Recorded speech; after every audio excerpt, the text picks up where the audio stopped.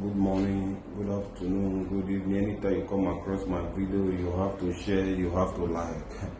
Bro, it don't happen, no. It don't happen for Africa continent again. It don't happen. See what they always tell now. I say Africa corruption too much. Corruption don't kaput Africa country. You know what they happen now? Na Cameroon. 90 years old, don't they contest for president again. 90 years, president over 45 to 50 years old. When they power for Cameroon, where be say no fit work out. You know if you do anything. If you go Commonwealth, it dey peace for body. Now the person, now they see the contest again. Where be say they reach 90 years old. So now go listen to this video now. More list you. Now more hear about yourself. More list for the video. It's from Cameroon, Popubia. More list make a show now the video. We recommend to everybody share the video because of the bar now. It's about to get down.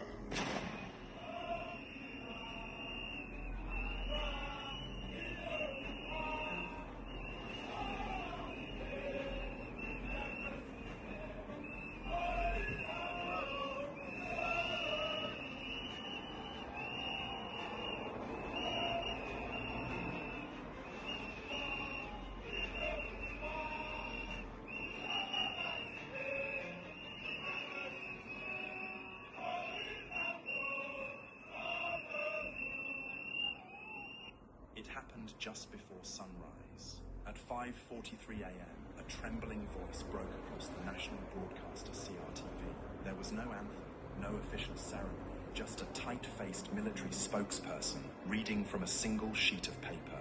The President of the Republic, Paul Biya, is no longer in command. The armed forces have taken control in the name of national survival. Cameroonian sovereignty begins now. Then, silence. No explanation. No footage, no biya. The signal cut to black. For a moment, the country froze. Then, as the sun rose over Yaoundé, Cameroon woke up in a different reality. The man who had ruled them for more than 40 years, who had outlived coups, outmaneuvered rivals, and vanished for months while governing from foreign hospitals, was gone. Whispers spread fast. Is it real? Is Biya dead? Who's in charge now? By 7 a.m., armored vehicles surrounded the Atudi presidential palace. Black SUVs pulled into the Ministry of Defense. Airport traffic halted. Key generals were nowhere to be seen. And the people, they came pouring into the streets, not with fear, but with tears, laughter, and trembling hope.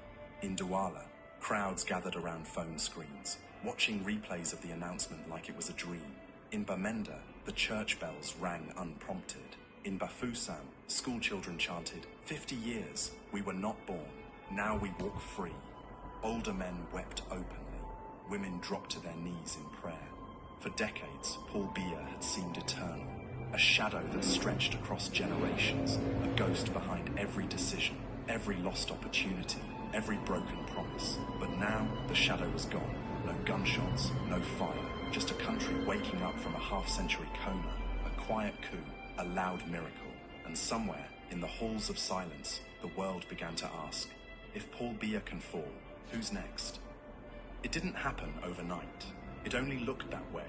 Behind the silence, months of planning had unfolded under the radar. A slow, precise unraveling of Africa's oldest dictatorship.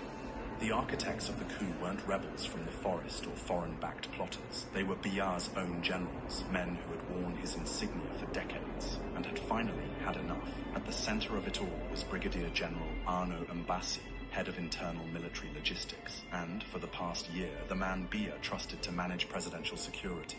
But trust had run dry. The real breaking point came in Geneva, where Biya had spent months hospitalized under French surveillance. According to military reports, while Cameroonians struggled with food inflation, separatist violence, and mass youth unemployment, the president's medical bills crossed $1.4 million in 3 months. We are guarding a ghost, one officer muttered. And they were.